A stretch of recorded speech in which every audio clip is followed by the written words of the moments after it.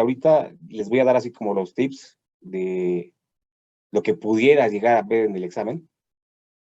La historia de la psiquiatría, vaya, es como lo quieran ver, a veces es como medio aburrido, pero marqué los puntos que a mí se me hacen como los más centrales de la historia de la psiquiatría. Empezamos con desde el inicio de la humanidad, ese concepto mágico animista o demonológico de las enfermedades mentales y de lo que se veía, cómo se trataba a los enfermos mentales. No tenían ese concepto de enfermedad, se veía como algo, como lo dice la imagen, ¿no? Como algo místico, como algo, como una deidad o como un demonio. O eras un dios porque hablabas con otros dioses, o eras el demonio y te tenían que matar. Entonces, eso era como lo que pasaba en la Edad Antigua. Después ya viene la época de los griegos y de los romanos, en donde empiezan a darle como un concepto más formal. ¿Qué saben ustedes de los griegos y la medicina?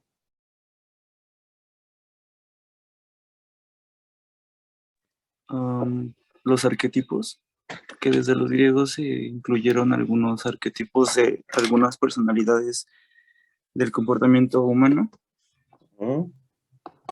¿Qué más?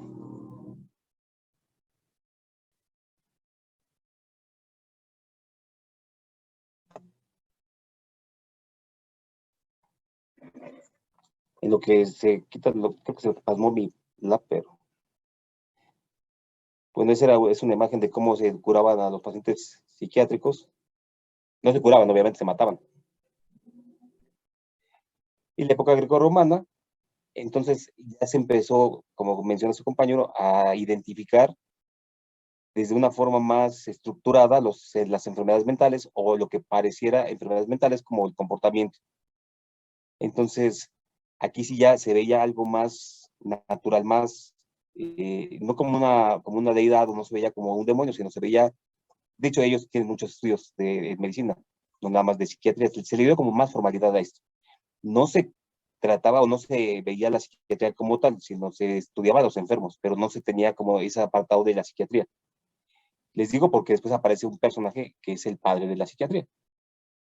Entonces, bueno, los griegos empiezan a tratar de explicar por qué las enfermedades, y luego llegan los romanos y empiezan a ver cómo esta parte del alma, esta parte de la frustración, de las emociones, de los instintos, las pasiones, que cuando se frustraban podía generar alguna respuesta conductual o alguna enfermedad. Después viene lo que yo les menciono, creo que de la parte más importante es Philip Pinel, que es el que se considera el padre de la psiquiatría, porque él ya empieza a tener una visión más estructurada de lo que es el enfermo mental como una parte de la medicina, como ya le empieza a dar como esa etiqueta de trastornos mentales, como un grupo de enfermedades, así como otro tipo de patologías cardíacas o digestivas o renales. Este señor ya empieza a darle esa estructura o esa categoría a las enfermedades mentales como tal. Si algo no me explico, me interrumpen en ese momento y ya lo retomamos. Viene la parte, creo yo, como básica para entender la psiquiatría desde el punto de vista psicodinámico. Ya vimos que Pinel es el que le da como la estructura formal a los trastornos mentales. Después viene Esquirol, el discípulo de Pinel, y este habla más como de la parte de los valores, como de lo que nos condiciona el estar bien o el estar mal, la parte moral, como que si te portas mal, te vas a enfermar, si te portas bien, vas a estar sano. Charcot igual empieza a darle ya más tendencia a algunas enfermedades. Histérico tiene que ver con, ¿qué significa, qué es ese término de histeria? ¿De dónde proviene? Bueno, ¿de qué significa, mejor dicho? No sé dónde proviene. Medio punto. De útero, ya les quité el medio punto. Entonces empieza a ver que hay algunos síntomas que estaban más en las mujeres que en los hombres. Erróneamente le llamaban histeria, porque después ya se dieron cuenta que también la histeria puede haber en muchos hombres. Y algo interesante por lo menos para mí, yo soy psiquiatra y soy psicoterapeuta de orientación psicoanalítica. No soy psicoanalista, pero me apasiona el psicoanálisis, vaya. Y viene Freud, que Freud es el primero que empieza a hablar del aparato psíquico. El aparato psíquico que ya ustedes ya lo conocen, el ello, el yo y el superyo. El yo es la parte consciente, el ello es la parte impulsiva. Nosotros cuando nacemos somos 100% impulso, 100% instinto. Entonces, aparece un yo regulador y aparece un superyo. El superyo es lo que nos va a reprimir, como los valores morales. Está bien, está mal. Yo, si soy un niño, me orino donde sea. Empiezo a crecer y me dicen, eso está mal, no puedes hacer esto. Y entonces aparece la estructura superyóica, que es lo que va a reprimir al ello. Por eso existe el yo. El yo es del consciente. El yo es un yo regulador entre el impulso del ello y la represión del superyo. ¿Qué significa una crisis psicológica? Es una desestructuración del yo. En una crisis psicológica, como no hay un yo regulador, o puedo ser muy impulsivo o puedo ser muy reprimido. O me paralizo o me hace atacar el impulso. Eso es lo que genera lo que es la manifestación de una crisis psicológica. ¿Sí me explico? ¿Más o menos en esa parte? Sí, doctor. Sí, doctor. Okay. Entonces, pero Freud va más allá, no nada más el aparato psíquico, él empieza a entender la parte del consciente, el subconsciente y el inconsciente. El consciente es lo que yo estoy viviendo, lo que yo estoy pensando. El subconsciente es lo que yo recuerdo, lo que trato de recordar. El inconsciente es inaccesible para nosotros. Para eso hay algunas estrategias o algunas técnicas para llegar a esa información del inconsciente. Él es el que se encarga de esta parte, o él sí que estudia esta parte. En realidad dicen que es el padre del psicoanálisis. Yo tengo como otra idea. Existe un médico neurólogo, igual que Freud neurólogo, era neurólogo, Bleuler, que es o era maestro de Freud, contemporáneo de Nietzsche. ¿Sí han escuchado de Nietzsche, filósofo? Sí. Bueno, este Nietzsche se psicotiza. Casi siempre los grandes genios se han psicotizado. Se psicotiza a Nietzsche y lo empieza a tratar Bleuler. Y Bleuler le dice a Freud, le decía a Siggy, oye Siggy, este tipo tiene virus en sus palabras, porque a medida que él está hablando, yo veo cómo se va curando, pero yo estoy escuchando sus palabras contaminadas con virus y yo me estoy enfermando.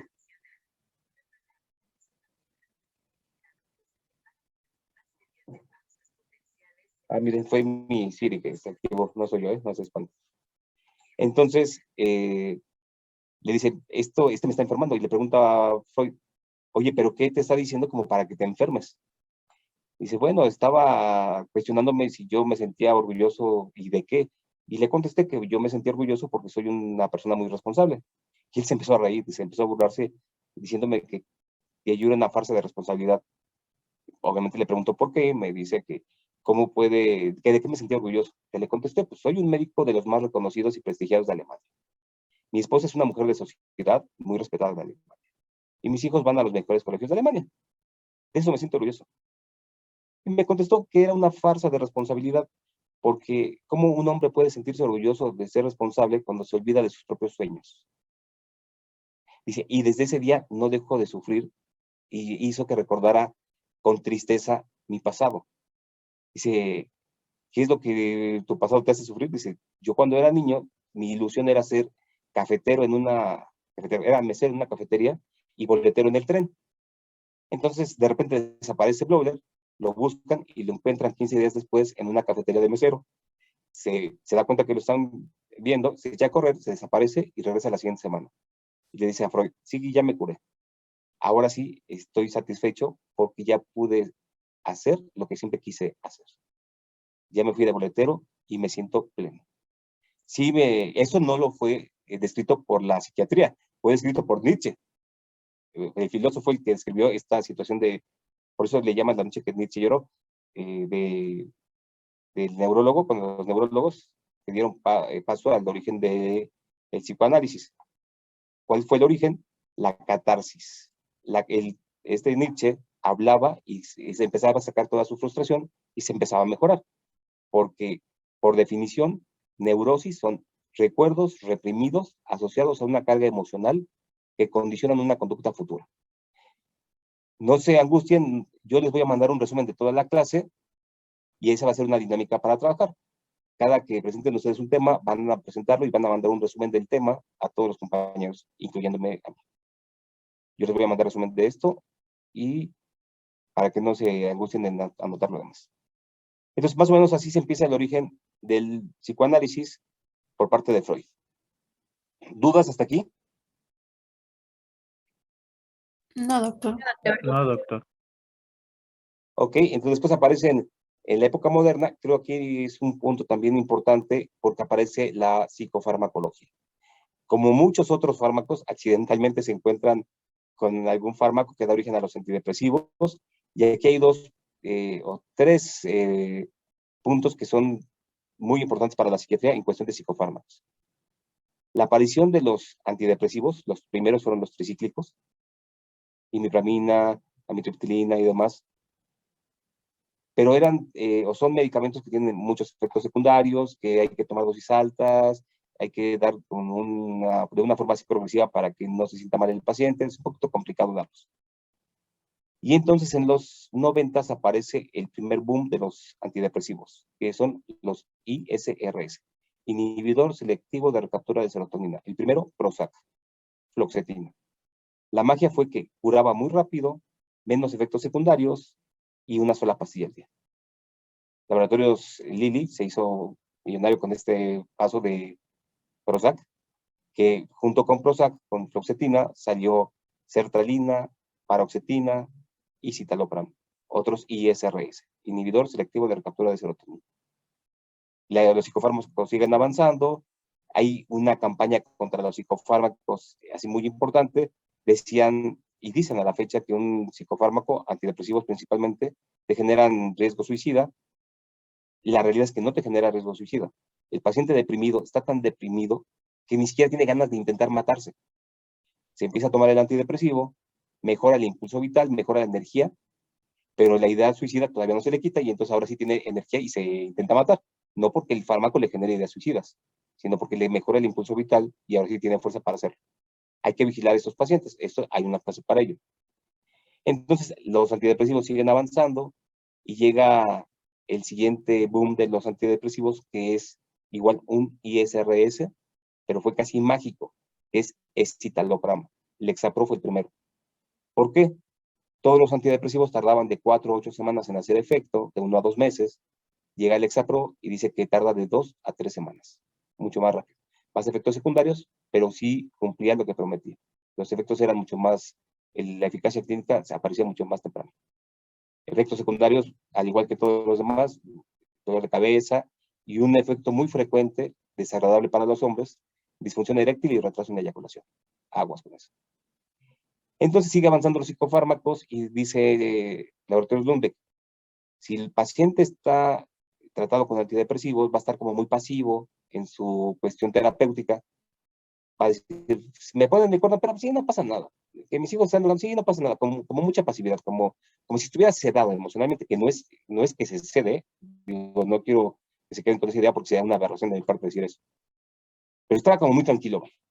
Entonces llega Lundbeck y saca otro antidepresivo que se llama Vortioxetina, el nombre comercial Britelix, y dice, con este los vamos a hacer pensar a todos, vamos a activar estas funciones analíticas.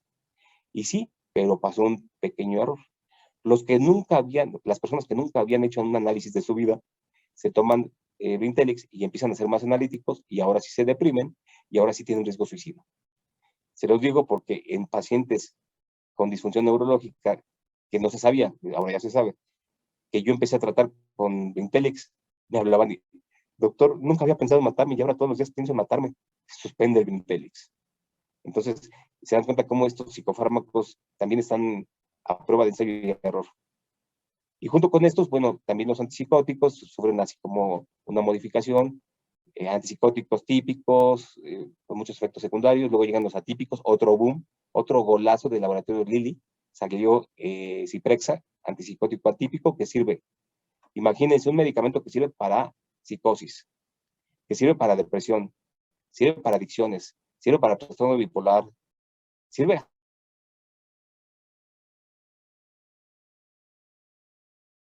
hasta para los callos, creo. Entonces, es Pina, nombre comercial, Ciprexa. Entonces, esto es como así, de manera muy superficial, cómo van sufriendo cambios los psicofármacos y cómo van apareciendo. Al mismo tiempo, bueno, en la época de Bleuler, de Freud, aparece Jasper, Snyder, hay algo que le llaman las 4A de Snyder, que Bleuler empieza a clasificar o a caracterizar a la esquizofrenia, le da ciertos, ya definición como tal, estructura bien esa enfermedad, vaya, llega Snyder y le pone las 4As de abulia, apatía, anedonia y aplanamiento afectivo, y bueno, empiezan a ser como más descriptivos en esta parte de la psiquiatría. Después llega Jasper y los dos métodos que utiliza es como el explicativo y el comprensivo. En mi opinión, eso lo digo así como muy reservado porque no aparece en ningún libro, es nada mi opinión. Jasper hizo lo que hizo Fromm con Freud. Freud era de interpretar todo. Y llega Fromm, Eric Fromm, discípulo de Freud, y él dice que no se trata de interpretar, se trata de comprender. Tenemos que comprender lo que pasa con el paciente dentro del contexto. Freud decía que teníamos que interpretar, pero bueno, es algo. Junto con estos tipos, en México, un personaje para mí muy importante que introduce el psicoanálisis a México es Ramón de la Fuente. Ramón de la Fuente, papá, los dos psiquiatras, papá y el hijo son psiquiatras los dos, bueno, el papá era psiquiatra, introduce el psicoanálisis a México. Imagínense si no era apasionado del psicoanálisis. Él me dio clases a mí, cuando yo era R1 de psiquiatría, me dio clases de psicoanálisis, y era un placer para mí sus clases porque lo veía como disfrutaba todo el proceso psicoanalítico. Pero por cuestiones políticas, y aclaro, es mi opinión nada más, por cuestiones políticas, él lo hace en director del Instituto Nacional de Psiquiatría y tiene que empezar a introducir a México también la Escuela Biologicista de Psiquiatría. O sea, estudios de imagen, toda la parte de neurocircuitos. Entonces ya no podía ser tan público su pasión por los psicodinámicos, los psicoanalíticos, y al mismo tiempo estaba introduciendo la Escuela Biológica a México. Entonces fue como una cuestión como un conflicto de intereses, pero sigue siendo muy vigente en México y en el mundo, el psicoanálisis como la Escuela Biológica de Psiquiatría. Esto es más o menos como un resumen de lo que es la historia de la psiquiatría. Les voy a mandar el resumen yo a ustedes y ustedes toquen así como los puntos que consideren a su criterio los más importantes. Y algo que también viene en su programa, que es parte de la misma historia de la psiquiatría, las enfermedades mentales y su clasificación. Antes había nada más dos grupos de enfermedades mentales, psicóticos o neuróticos. Imagínense un círculo partido de la mitad. Una mitad era todo lo que tuviera contacto con la realidad, que fuera una enfermedad psiquiátrica, era neurótico. Toda la enfermedad psiquiátrica que tuviera pérdida del contacto de realidad era psicótico. Psicosis es pérdida del contacto de realidad. Y la línea que divide a los dos son trastornos de personalidad. De ahí que un trastorno de personalidad que se llama limítrofe o borderline, de la traducción de fronterizo, es porque ese es el único trastorno de personalidad que oscila entre lo psicótico y lo neurótico. O sea, de repente se brote psicótico, de repente neurótico, anda así cambiando. Es el trastorno límite de personalidad o borderline. Por eso se le llama borderline, porque está en ese límite. Entonces dijeron, no podemos tener una clasificación de enfermedades mentales tan burda con dos grupos nada más. Y aparece el DSM, que está formado por la Asociación Psiquiátrica Americana, que es el Manual Diagnóstico y Estadístico de los Trastornos Mentales, la Biblia de los Psiquiatras. Y ahorita ya estamos en el 5, el 5TR aparece ya en marzo, si no me equivoco, estamos en el 5 todavía, y ya está en el CIE-10, CIE-11, perdón, mi época era del CIE-10. CIE-10 es Clasificación Internacional de Enfermedades. Para fines de investigación, el único que es válido es el CIE-11 o CIE-10. Para cuestiones como de todo lo demás, el DSM es el que más se utiliza en psiquiatría. ¿Qué tiene la magia de esto del DSM? Desde el 3, vaya, ha ido cambiando los diagnósticos, pero la aportación del DSM, en mi opinión, muy relevante para la psiquiatría, fue el diagnóstico multiaxial. El diagnóstico multiaxial es como una forma de ver al paciente de una manera integral. Lleva 5 ejes. En el eje 1 se pone el diagnóstico psiquiátrico, la patología psiquiátrica. En el eje 2, si tiene un trastorno de personalidad o rasgos de personalidad o retraso mental, se pone en el eje 2. El eje 3, patología física. ¿Por qué es importante esto? Porque hay patología mental comórbida con la patología física. ¿Cuál ¿Cuál es la diferencia de una patología comórbida y una patología dual? Hablamos de patología dual cuando aparecen en la persona y no tiene relación una con otra. La comorbilidad es cuando están relacionados. Por ejemplo, hipertiroidismo y trastornos de ansiedad van de la mano. Hipotiroidismo y depresión. Si yo hablo de un diagnóstico de trastorno afectivo orgánico, por ejemplo, en el eje 1, forzosamente tengo que poner en el eje 3 cuál es la causa orgánica. Puede ser una enfermedad autoinmune, puede ser una epilepsia, cualquier patología física, no psiquiátrica, obviamente, va en el eje 3. El eje 4, grupos de apoyo. Hay grupos primarios de apoyo, la familia, el grupo social, laboral, vaya. Si tiene problemas o tiene soporte en el grupo de apoyo. Y el eje 5, que es el más sencillo, creo yo, es la escala de funcionamiento global. Esa va de 100 hacia 0, de 100 hacia abajo, va de 10 en 10, de 100 a 91, personas que son 100% funcionales, sin patología, de 90 a 81, patología psiquiátrica, pero siguen siendo funcionales, 80 a 71, tienen un grado de limitación. Vaya, es así más o menos como la idea que tengan ustedes para calificar la escala de funcionamiento global del eje 5. Y aquí viene como la parte de la psiquiatría en la clasificación de enfermedades mentales, en la clasificación internacional de enfermedades. En el grupo 06, ahí tenemos todos los trastornos psiquiátricos.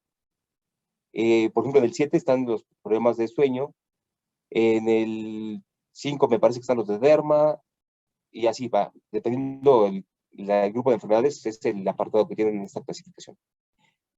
¿Tienen dudas, doctores, hasta aquí ahorita de la clasificación de CIE y de DSM? No, doctor. ¿No?